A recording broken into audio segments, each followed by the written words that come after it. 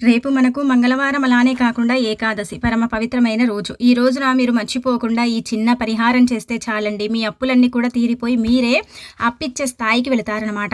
అంత చక్కగా ఈ పరిహారం అనేది ఉపయోగపడుతుంది. కాబట్టి ఏంటంటే పరిపూర్ణ నమ్మకంతో ఈ పరిహారం అనేది ఆచరించండి. మానవ జీవితం అన్న తర్వాత అందరికీ సర్వసాధారణంగా అప్పులనేవి ఉంటూ ఉంటాయి కదా. మనం ఏంటంటే గనక అప్పుని తీర్చుకోవడానికి చాలా కష్టపడుతూ ఉంటాము, ఇబ్బంది పడిపోతూ ఉంటాము. ఏదైనా పరిహారం ఉంటే బాగుండు చేసేసుకుని అప్పులు తీర్చుకునే వారము అని ఏంటంటే భావిస్తూ ఉంటాం కదా.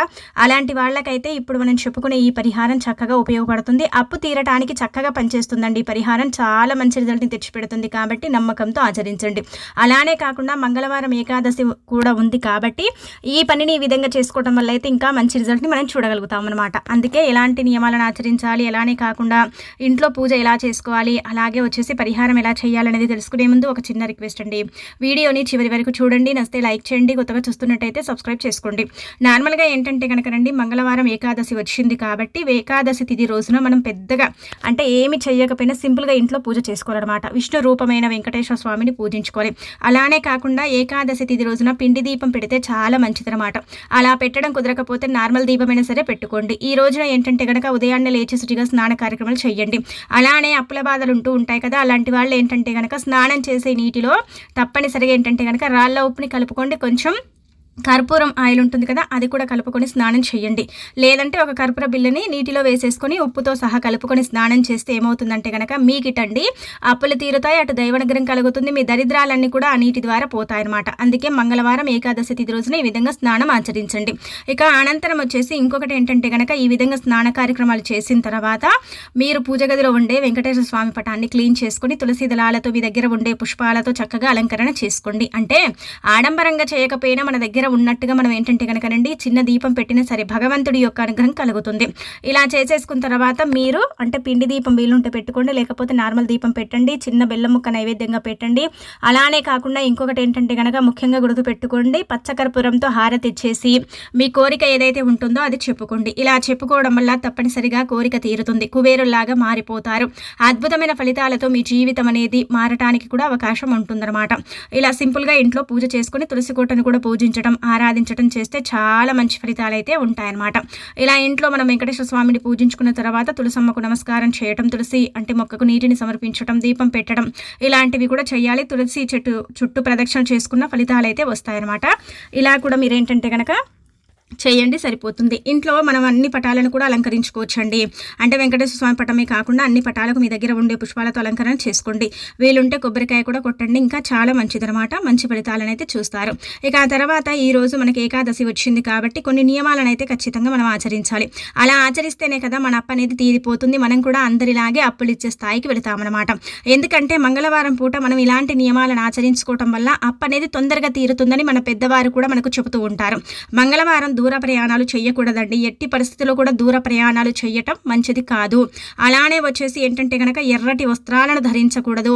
ఇంట్లో ఏంటంటే గనక ఎరుపు రంగులో ఉండే పదార్థాలను కోసి వండుకోకూడదు. టమాటాలు కానీ, అలానే కాకుండా ఎర్రపప్పు కానీ, ఎర్ర క్యాప్సికం కానీ ఇలాంటివి ఉంటూ ఉంటాయి కదా ఎరుపు, ఇవేంటంటే గనక మనకు అప్పులు పెరిగేలాగా చేస్తాయన్నమాట. తగ్గించవు, పెరిగేలాగా చేస్తాయి. కాబట్టి మీరు గుర్తు పెట్టుకోండి, ముఖ్యంగా ఇలాంటి పదార్థాలను వండకండి. అంటే టమాటాల కూరను కూడా మనం వండుకోకూడదండి మంగళవారం. కొంతమంది మనం చూస్తాం, మన పెద్దవారే చెబుతూ ఉంటారు అలా వండుకుంటే అప్పులు పెరుగుతాయి, అలా చెయ్యకు అని చెబుతూ ఉంటారు. అందుకే మనం ఇలాంటి చిన్న చిన్న జాగ్రత్తలు, నియమాలు అనేవి ఆచరించాలి. అలా ఆచరిస్తేనే కదా మనకు ఫలితాలు వస్తాయి. అలానే కాకుండా ఏంటంటే కనుక మన అప్పులు తీరుతాయి అనమాట. అప్పులు తీరే మార్గాలు అనేవి మనకు తెలుస్తాయి. అదే మనం నియమాలు ఆచరించకపోతే మనకు అప్పులు తీరవు. కాబట్టి ఇలాంటి చిన్న చిన్న నియమాలను ఆచరించండి. మంగళవారం ఎట్టి పరిస్థితుల్లో కూడా అప్పుని తీసుకోకండి. ఒకవేళ తీసుకుంటే అప్పు పెరుగుతుంది, అప్పు అనేది తగ్గదనమాట. అప్పు ఇవ్వండి, చాలా మంచిది, కానీ అప్పునైతే తీసుకోకండి. ఇక అలానే కాకుండా మంగళవారం మన ఇంట్లో నుంచి పాలు, పెరుగు కూడా ఇవ్వకూడదండి. ఇవి లక్ష్మీ కారకం. పెరుగు అయితే ఎలాగైతే పెరుగుతూ ఉంటుందో అంటే తోడుకుంటుంది కదండి, పెరుగుతూ ఉంటుంది కదా. గడ్డ పెరుగు మీ ఇంట్లో పెరుగుతుందంటే గనక అంటే ఇలా మీరు ఒక అంచనా వేసుకోండి, మీ ఇంట్లో లక్ష్మీదేవి ఉంటేనే పెరుగు తోడుకుంటుంది. చాలామంది తోడు పెట్టిన పెరుగు అనేది తోడుకోదు కదా, అంటే గడ్డలాగా మారదు, నీళ్ళలాగే ఉండిపోతుంది కదా, ఆ ఇంట్లో దైవానుగ్రహం లేదు కాబట్టి అలా జరుగుతుంది. ఒకవేళ గడ్డ పెరుగు అయ్యిందనుకోండి, ఆ ఇంట్లో లక్ష్మీదేవి ఉందని అర్థం అనమాట. ఇదేంటంటే మనకు పురాణాలలోనే చెప్పబడుతుంది. కాబట్టి ఇలా మంగళవారం పూట పాలు పెరుగు ఇవ్వకూడదు.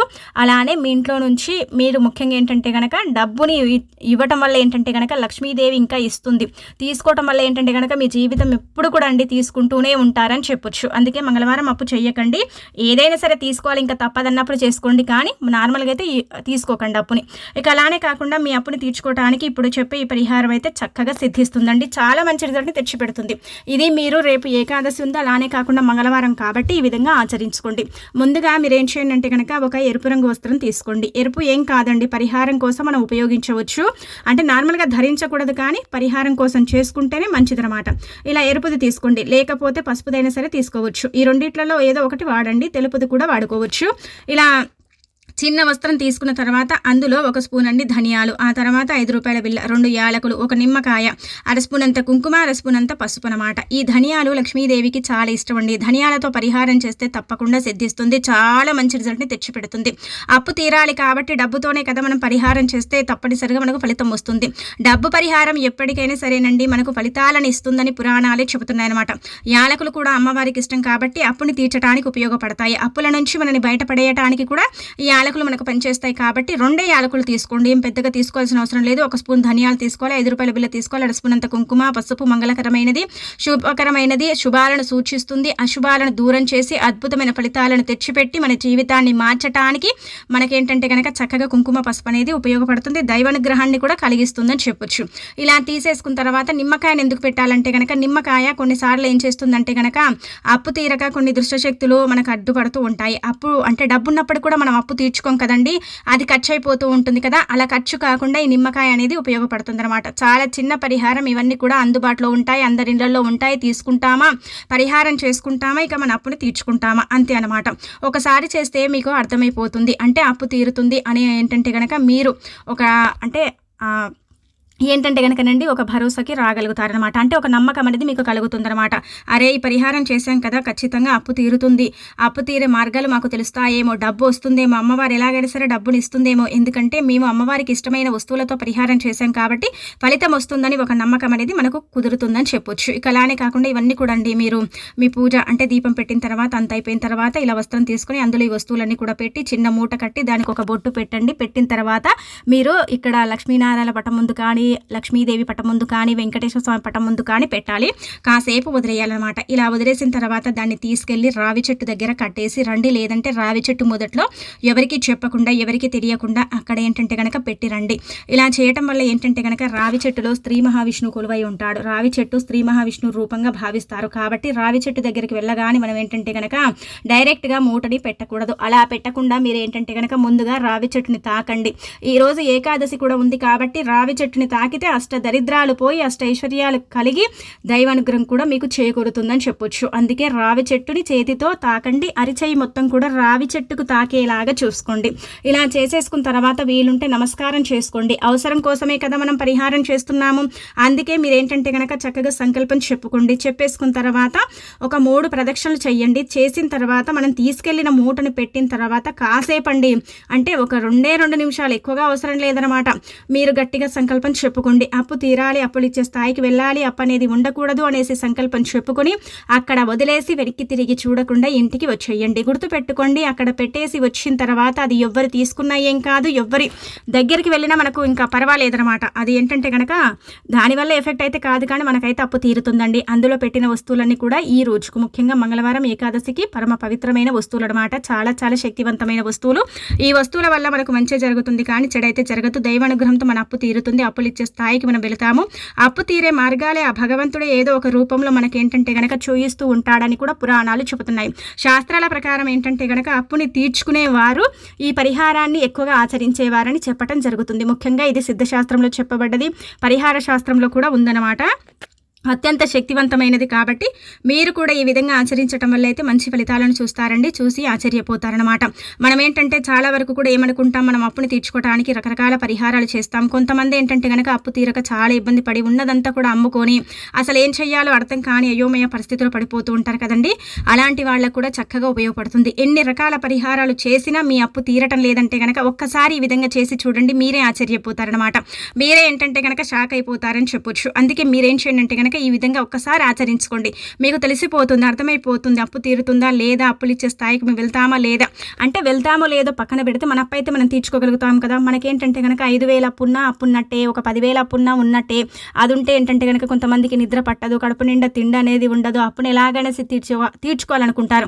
కొంతమంది 10,000 అప్పు చేస్తే 10,000కు 10,000 కంటే ఎక్కువనే ఏంటంటే కనుక వడ్డీ కడుతూ ఉంటారు. ఇలా వడ్డీల మీద వడ్డీలు కట్టి కట్టి ఏంటంటే అలసిపోతూ ఉంటారు. కానీ అప్పు అయితే తీరదు కదండి, తీరక బాధపడతారు కదా.